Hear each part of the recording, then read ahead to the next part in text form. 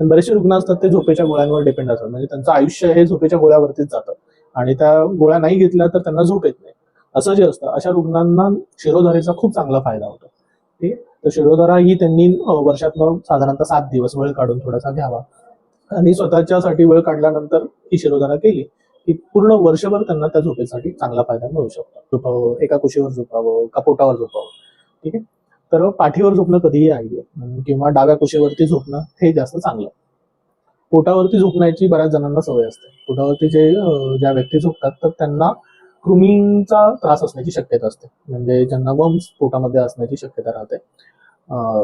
त्याच्यामुळे पोटामध्ये ती वळवळ व्हायला लागली की त्यांना अनइझी फिलिंग येतं आणि झोप लागत नाही.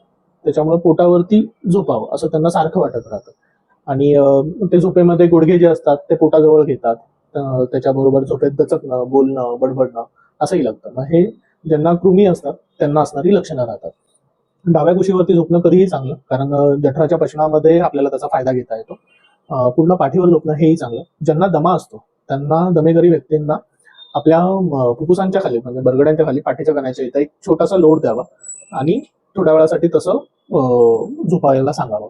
ठीक आहे. त्यांनी फुफ्फुसं जी असतात ती एक्सपांड होतात चांगल्या पद्धतीने आणि त्याचा फायदा त्यांना श्वास चांगला घेण्यासाठी करता येतो.